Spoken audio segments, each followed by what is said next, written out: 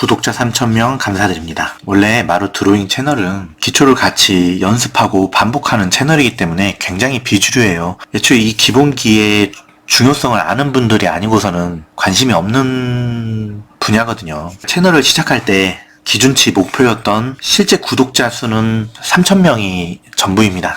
여기서 드로잉 반복 훈련을 저와 함께 하고 싶은 분들을 화실처럼 아니면 스터디룸처럼 온라인으로 운영을 해서 같이 계속 반복해서 그려보는 거죠.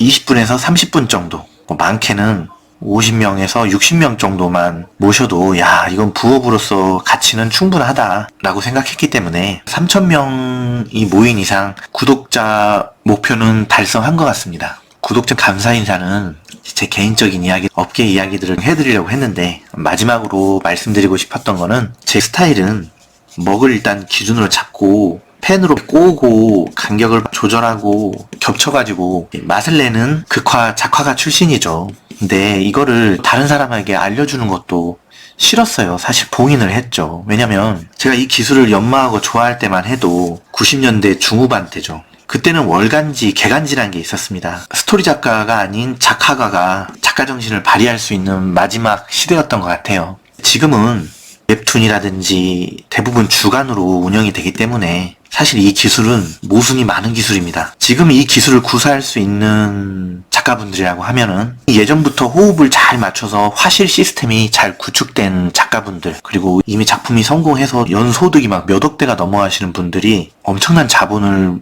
전제로 관우 장비들을 불러 모아서 삼국지를 찍는 경우가 아니고서는 이제 만화를 지망하시는 분들이나 그림을 배운다는 분들에게 막상 실무에 들어가도 이걸 운영한다는 것 자체가 가성비가 엄청 떨어져요. 이거를 결국 근성으로 배워서 연재를 시작했을 경우에는 현재 만화 시장이라는 것 자체가 이 사람이 이 기술을 원고에 표현할 수 있는 기회를 주지 않습니다. 평생을 갈고 닦은 이 기술을 펼치면서 연재를 하는 게 아니라 사람을 불러 모으고 찾고 그 사람 설득해서 붙잡고 모르는 사람은 가르치고, 보통 이런 그림 그린다는 사람들은 방에서 조용히 한 땀 한 땀 그리는 걸 좋아하는데, 애초에 이걸 연재하기 시작한 이상 이 사람의 성향과 정반대의 생활을 해야만 진행이 돼버립니다. 난 만화 그리고 싶어서 만화가 됐는데 막상 연재는 사람을 다룬다거나 관리하는 나날이 돼버리는 거죠. 와중에 관우 장비 제갈공명이 나한테 붙는다 한들, 애초에 이 정도까지 기량이 뛰어난 사람이 아니 자기 작품 하지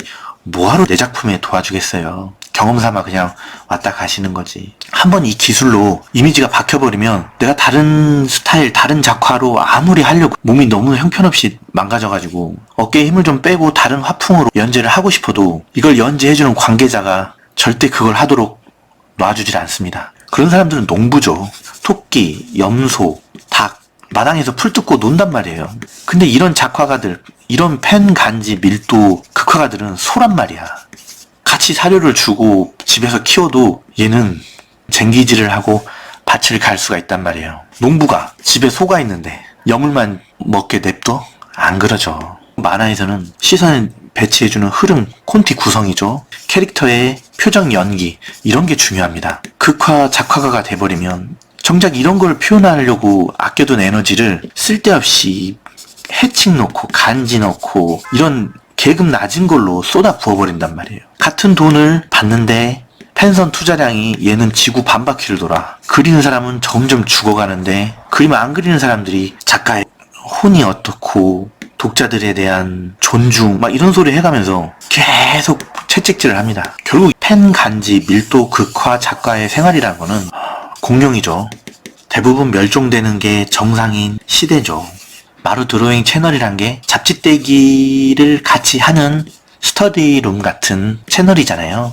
대신 저 같은 경우는 영화, 만화, 애니메이션에서 자주 나오는 포즈라든지 만화책에서 자주 나오는 자세를 같이 연구도 해보고 따라 그려보고 돌려보는 채널이기 때문에 어쩔 수 없이 이런 펜, 간지, 극화를 얘기 안 할 수가 없습니다. 다른 만화와는 달리 이 기술들을 정교하게 배분하고 조절을 해야 되는 장르가 바로 펜, 간지, 밀도, 극화 장르거든요. 그래서 펜 쓰는 법 이런 거는 그냥 심심할 때 가끔씩 보여드리고, 이 만화 문법은 이대로 그냥 묻어버리기에는 아까운 것도 있고, 목표 달성, 구독자 3,000명 기념으로 며칠이라도 영상으로 남기는 게 좋을 것 같다는 생각을 해봅니다. 문법에 관한 내용들은 드로잉에서 말씀드린 이론이나 가설처럼 만화적 리얼리티로 멋대로 만든 말이 아니고, 일본 출판사 편집부 트레이닝을 하면서 배웠던 것들, 들었던 소리들을 그대로 전달해 드리는 거니까 신뢰도가 아주 높고 꽤 쓸만합니다. 요즘 웹툰에서는 어떻게 응용하면 좋은지, 어떤 차이가 있는지 정도도 곁들여서 얘기해 드리면 도움이 되겠죠. 마지막으로 말씀드리고 싶은 거는, 곰곰이 돌이켜 생각해보면 이런 만화 문법이나 작법, 연출 같은 경우는 결국 보시는 분들이 재밌게 보면서 좀 더 편안하게 보시기 위한 기본 예절 수준인 것 같습니다. 식당에서 음식을 내놓는데 그릇에 손가락이 안 담겨 있다는 등, 홀 서빙 하시는 분들은 말을 예쁘게 해야 된다는 그런 정도죠. 결국 만화의 재미란 거는 이런 문법, 연출이 중요한 게 아니라 작화가의 텐션, 재미가 원고에서 느껴져야 되는 것들이거든요. 무슨 말이냐, 문법 같은 것들은 어떻게 보면 행정고시 공부하는 것 같을 수도 있어요. 흐름이니 뭐니 그런 것처럼. 그런데 이런 기본적인 매너에 고민하고 얽매여가지고 음식이 기세 좋게 맛있게 나와야 되는 것들이 맛이 없어지고 굳어버릴 바에는 이딴 건 때려치우고 차라리 욕쟁이 할머니가 돼가지고 에라이 쳐먹어라 탁 놔버리는, 그거를 해버리라는 거죠. 재미와 기세가 떨어질 바에는 문법 따윈 개나 줘버려라. 오히려 그게 이제 맛이 돼가지고 욕 들으러 왔어요, 그런 식이 될 수도 있다는 거죠. 아무리 예절이 좋아도 맛의 재미가 떨어져 버리면 이딴 건 아무것도 아닙니다. 그래서 알아는 두시되 얽매이지는 마셨으면, 그리고 소설처럼 읽게 하기 위해서 베가본드는 배경에 투시를 세로로 두죠.